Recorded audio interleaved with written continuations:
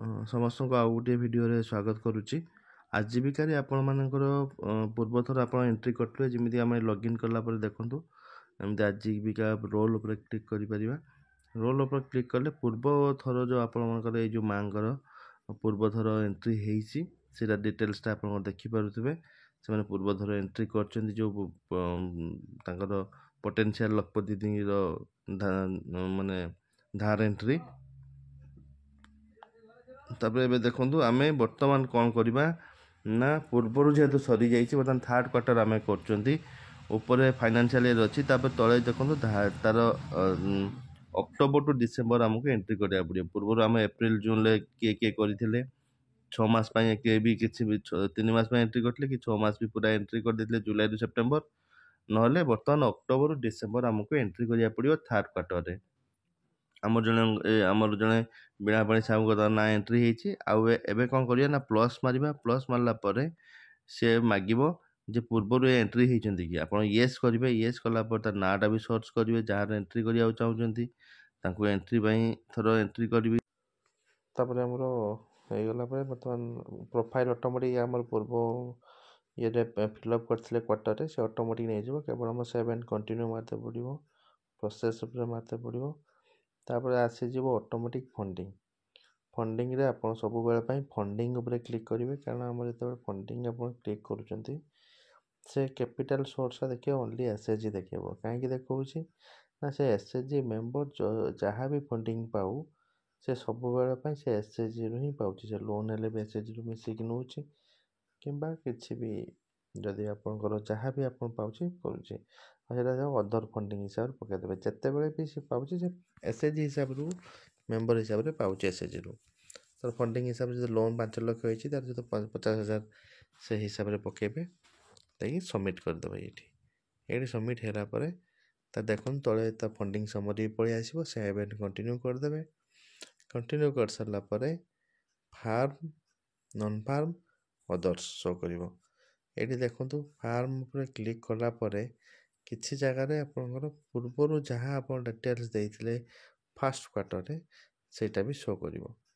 ସେତେବେଳେ କ'ଣ କରିବେ ନା, ଫାର୍ଷ୍ଟ କ୍ୱାର୍ଟର ଯେଉଁଟା ଶୋ କରୁଛି ତାକୁ ଆପଣ ଯଦି ସବମିଟ୍ ମାରିଦେବେ, ଯେମିତି ଫାର୍ଷ୍ଟ କ୍ୱାର୍ଟରରେ କ୍ରପ୍ କରିଥିଲି, ଗୋଟେ ଥର ମୁଁ ଚାହୁଁଛି ନା ଏକ୍ୱା ଫାର୍ମିଂ କରିବା ପାଇଁ, କି ସେଇ ଦୁଇଟାକୁ ମିଶାଇକି କରିପାରିବେ, କିମ୍ବା ଟୋଟାଲ୍ 3ଟାକୁ ବି ମିଶାଇକି କରିପାରିବେ। ଆପଣ ଯାହା ଚାହିଁବେ ଏଇଥରର କରେକ୍ସନ୍ କରିପାରିବେ। ଯେମିତିକି ନନ୍ ଫାର୍ମରେ ମ୍ୟାନୁଫ୍ୟାକ୍ଚରିଂ ଟ୍ରେଡ଼ିଂ ସର୍ଭିସ୍, ମ୍ୟାନୁଫ୍ୟାକ୍ଚରିଂ ମାନେ ଯିଏ ତିଆରି କରୁଛି, ସର୍ଭିସ୍ ଟ୍ରେଡ଼ିଂ ମାନେ କିଣା ବିକା କରୁଛି, ସର୍ଭିସ୍ ମାନେ କିଛି ଯେଉଁ ମୋବାଇଲ ଦୋକାନ ହଉ, ଲେଡ଼ିଜ୍ ପାର୍ଲର ହଉ, ସେ ସର୍ଭିସ୍ ବି ତା ଭିତରେ ତା ମାନେ ବି ରହୁଛି। ସେଟା ବି ଯେଉଁମାନେ କରୁଥିବେ ସେମାନେ କରିପାରିବେ। ଅଦର୍ସ ବି ଯେମିତି ଆପଣଙ୍କର ଅଛି, ଅଦର୍ସ ବି ଆପଣ ଦେଖନ୍ତୁ ସେଠି ବି ଆପଣଙ୍କର ୱେଜେସ୍ ରହୁଛି, ଆଉ ଗୋଟେ ରେଗୁଲାର ସୋର୍ସ ବି ରହୁଛି। ସେଟା ବି ଚାହିଁବେ ଯଦି ଆପଣଙ୍କର ଯେଉଁମାନେ ରେଗୁଲାର ଜବ୍ ଫବ୍ କରୁଛନ୍ତି ସିଏ, ଏବଂ ୱେଜେସ୍ ଯେଉଁମାନେ ଇନକମ୍ କରୁଛନ୍ତି ଡେଲି ୱେଜେସ୍, ତା ଡିଟେଲ୍ସ ଦେଇପାରିବେ। ଯଦି ଆପଣ ନୂଆ କରିବାକୁ ଚାହୁଁଛନ୍ତି ନୂଆ ବି କରିବେ। ଦେଖନ୍ତୁ ଏଇଟା କରିଦେଲା ପରେ ତାଙ୍କର ଆମର ଦେଖେଇଦେବ ସାଙ୍ଗେ ସାଙ୍ଗେ ଏଇଠି ପାର୍ସିଆଲି କମ୍ପ୍ଲିଟ୍। ଏଇଟା କାହିଁକି ଏମିତି ଦେଖାଉଛି ନା, ବର୍ତ୍ତମାନ ସୁଦ୍ଧା ବି ଆମେ ଲାଇଭ୍ ଲୋଡ଼୍ଟା ତାର ଏଣ୍ଟ୍ରି କରିନାହାନ୍ତି।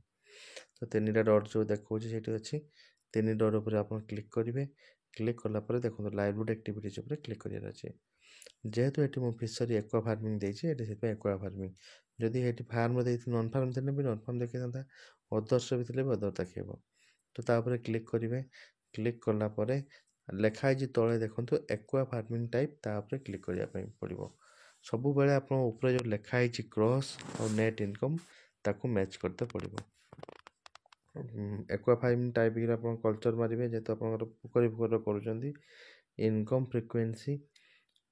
ଫ୍ରିକ୍ୱେନ୍ସି ଆପଣଙ୍କର ଯେହେତୁ କ୍ୱାର୍ଟରଲି ଆମେ କରୁଛେ, ଆମେ ଗୋଟେ କ୍ୱାର୍ଟରଲି ଆମେ ମାଛ ବି ଆମେ ତାକୁ ହାରଭେଷ୍ଟିଂ କରିପାରିବେ। ତ ଆପଣ ଏଠି କ୍ୱାର୍ଟରଲି ଦେଖେଇ ପାରିବେ। ତାପରେ ଇନକମ୍ ଦେଖେଇବେ, ଯେହେତୁ ଆପଣଙ୍କର ଗୋଟେ ହେକ୍ଟରରେ ପାଖାପାଖି 1,02,000 ଇନକମ୍ ହୁଏ ତାର ଅନ୍ ଆନ୍ ଆଭରେଜ୍। ଆପଣ ଯଦି 50 ହେକ୍ଟରର ଆପଣ ଗୋଟେ ଚାଷ ଜାଗା କରୁଛନ୍ତି, ଆମେ ଅନ୍ ଆନ୍ ଆଭରେଜ୍ ପକାଇବା 50,000ରୁ 55,000। ସେଇ ହିସାବରେ ଆପଣଙ୍କର 52,000 ମୁଁ ପକାଇଲି।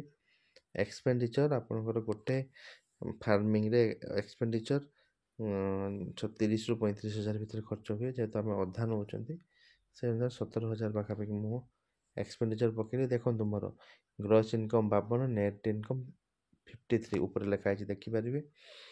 तो आमर से 50 एभव 53 माने एकदम ठीक अच्छी। तापर देखो एक्वा फार्मिंग ऊपर टिक चिन्ह आसीगला है सेठी आपनकर देखिए जो टिक चिन्ह आसीଯିव ताल जानवे जो 100% आपनकर लाइवलीहुड ठीक है गला।